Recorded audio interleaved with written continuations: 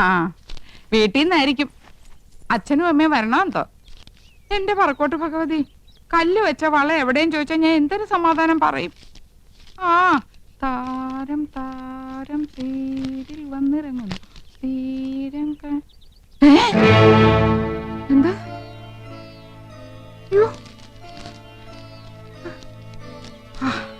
ആശ്വാസം.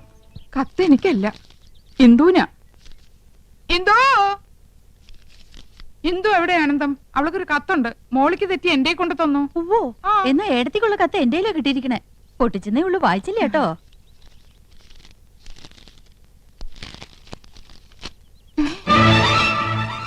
രണ്ടും ഒരുപോലത്തെ കത്ത്. നിനക്കൊരു കത്തുണ്ട് എന്തോ. കത്ത് എവിടെ എടുത്തി?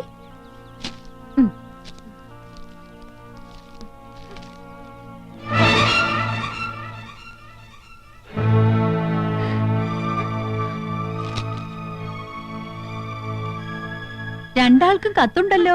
കൗസല്യടുത്തിന്റെ വീട്ടിൽ നിന്നാ. നിനക്ക് ആരുടെ കത്താ ഇന്ദു? കാക്ക കരയണ കേട്ടപ്പോഴേ വിചാരിച്ചു ഒന്നീ കത്ത് വരും, അല്ലെങ്കിൽ ആരെങ്കിലും വരുന്നു വരുമെന്ന്. ഇന്നലെ മുതൽ എന്റെ ഇടത്തെ കണ്ണ് തുടിക്കാൻ തുടങ്ങിയതാ. അപ്പോഴേ വിചാരിച്ചതാ ആരുടെങ്കിലും കണ്ണീര് കാണേണ്ടി വരുമെന്ന്. എന്താ ഇന്ദു വിശേഷിച്ച്? ഏടത്തിയുടെ കണ്ണ് തുടിച്ച ഏടത്തിയ കരയേണ്ടത്. ഏടത്തിക്കുണ്ടൊരു കത്ത്, അതെനിക്കാ കിട്ടിയത്. ദാ വായിച്ചു നോക്ക്.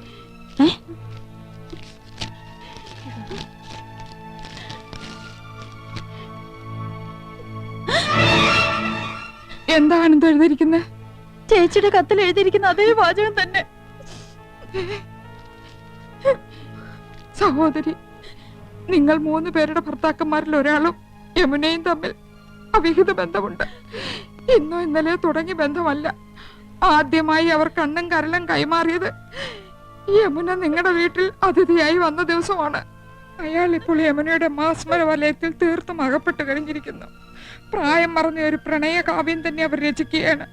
അയാളുടെ തമാശകളും പൊട്ടിച്ചിരികളും കാമുകിയെ ഹരം കൊള്ളിക്കുന്നു. അയാൾക്ക് യമുനയെയോ യമുനയ്ക്ക് അയാളെയോ പിരിയാൻ കഴിയാത്ത വിധം ബന്ധം ദൃഢമായി കഴിഞ്ഞിരിക്കുന്നു. വൈകാതെ അവർ മദ്രാസിലേക്ക് വിമാനം കയറുമെന്നാണ് സൂചന. ടിക്കറ്റ് വരെ എടുത്തു കഴിഞ്ഞിരിക്കുന്നു. ജാഗ്രത പാലിക്കുക, സൂക്ഷിക്കുക. ഒരഭ്യുദയകാംക്ഷി.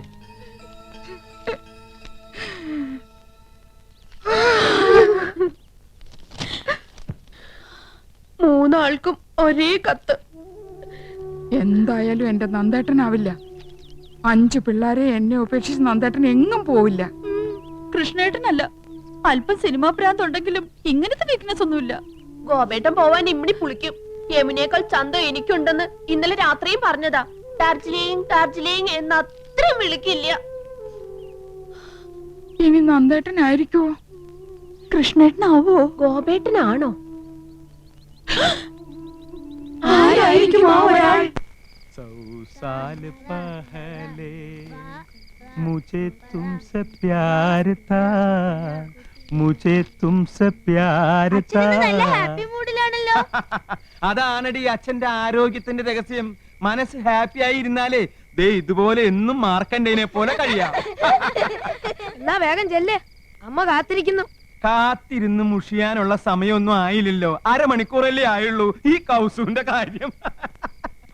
വേഗം ചെല്ല്, വല്യച്ഛൻ നിന്ന് കിട്ടും.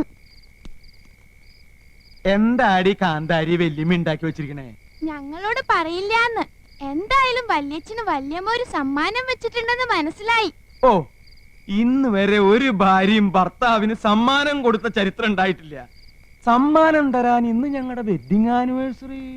അതൊന്നും അല്ലച്ചാ, ഇന്ന് അച്ഛന്റെ ദിവസാ. All the best. ശുക്രിയ.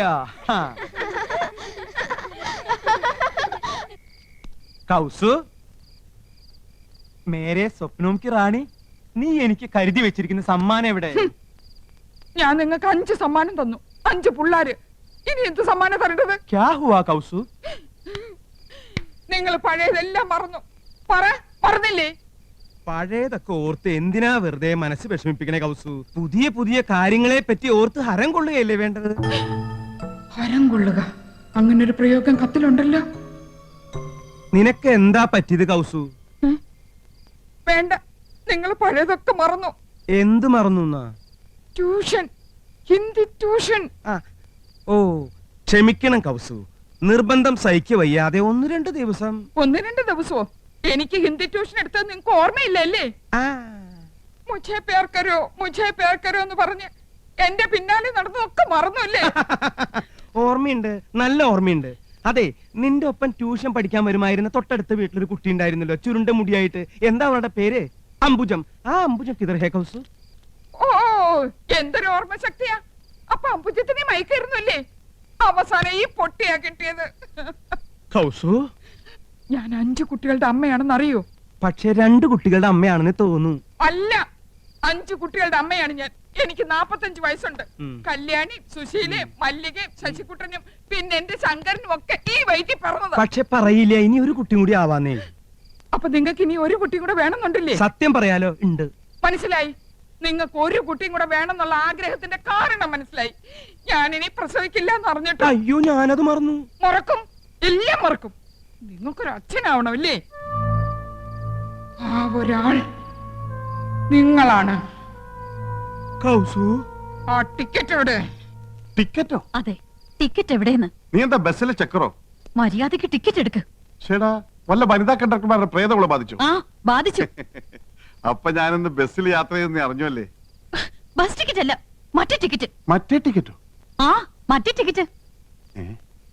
അത് നീ എങ്ങനെ അറിഞ്ഞു ആനന്ദം? സോറി ആനന്ദം, നീ അറിയാതെ അങ്ങനെ ഒരു തെറ്റ് പറ്റിപ്പോയി. തെറ്റ് പറ്റിപ്പോയല്ലേ? എനിക്കറിയാം. ആ ഒരാള് നിങ്ങളാണ് മനുഷ്യ. എടുക്ക്, ഞാനത് കാണട്ടെ. സിനിമ ടിക്കറ്റോ?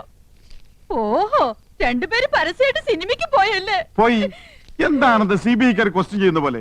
നിന്റെ ഭാവം കേട്ടാ തോന്നുമ്പോൾ യമുനാറാണിയും കൂട്ടി ഞാൻ സിനിമക്ക് പോയെന്ന്. ഓഫീസിലെ സണ്ണിക്കുട്ടിയും കൊണ്ടാ സിനിമക്ക് പോയത്. ചിരിക്കണ്ട. ആ ഫ്ലൈറ്റ് ടിക്കറ്റ് എവിടെ? ഫ്ലൈറ്റ് ടിക്കറ്റോ? അതെ.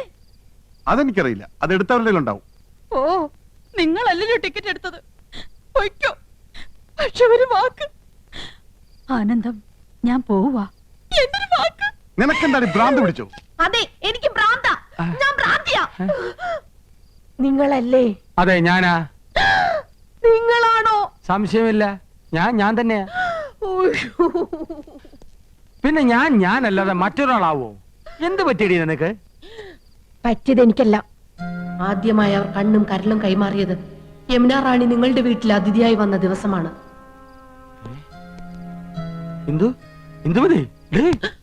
പറ, എപ്പോഴാ കൈമാറിയത്? കൈ മാറിയിട്ടില്ലല്ലോ. നിന്നെ കല്യാണം കഴിക്കുമ്പോഴുള്ള അതേ കൈകൾ തന്നെയാണ് ഇപ്പോഴും. സത്യം. അയാളുടെ തമാശകളും പൊട്ടിച്ചിരികളും കാമുകിയെ ഹരം കൊള്ളിക്കുന്നു. നല്ല തമാശക്കാരനാണല്ലേ? നിങ്ങൾ ഹരം കൊള്ളിക്കുമല്ലേ? അല്ല, അതിപ്പോ വേണ്ട, സത്യം പറ. കൈമാറ്റം നടന്ന എപ്പോഴാ? എന്ത് കൈമാറ്റത്തിന്റെ കാര്യം നീ പറയുന്നേ? ഐ എന്ന് വെച്ചാൽ എന്തോന്നാ? ഞാൻ അല്ല, കണ്ണ്. ഓ, ഈ കണ്ണ് ഹിന്ദു പഠിച്ചു പോയി. ആ, പഠിച്ചു വരുന്നു. കരളിന് എന്താ ഇംഗ്ലീഷ്? ഓ, കരൾ. ഈ ആടിന്റെ കോഴിയുടെ ഒക്കെ. ആട്ടിന് കോഴിക്ക് മാത്രമല്ല, മനുഷ്യന്റെ ഒരു കരളുണ്ട്. ആ കരളിന് എന്താ ഇംഗ്ലീഷ്? ലിവർ. LIVR, liver.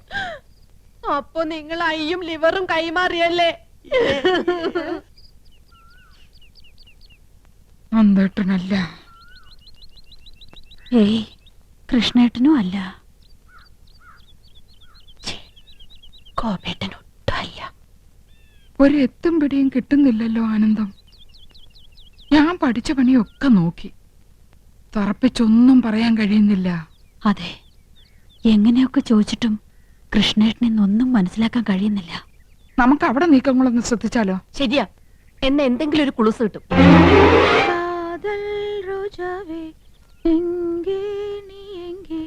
കണ്ണീർ വഴിതടി കണ്ണേ, കൺമൂടി പാത്താൽ നെഞ്ചുക്കുൾ നീതാൻ. കേട്ടോ, പ്രേമഗാനമാണ്.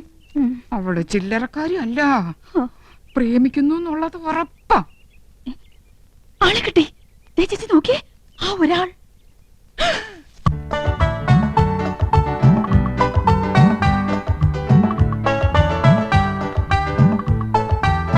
എന്റെ പറക്കോട്ട് ഭഗവതി, നോക്കി നിൽക്കുന്നത് കണ്ടില്ലേ? 5 കുട്ടികളുടെ തന്തയായിട്ടും ഇന്ന് ഞാൻ അവസാനിപ്പിക്കും.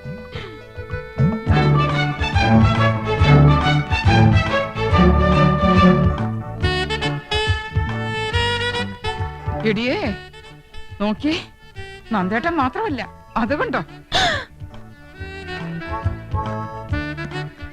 ആഹാ, അപ്പൊ ഗോപനും ഉണ്ടല്ലോ.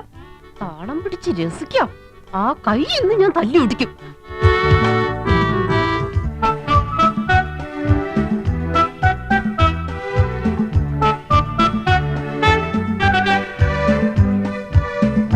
ഒരാളല്ല, 3 ആളും ഉണ്ട്. ദേ അങ്ങോട്ട് നോക്കി.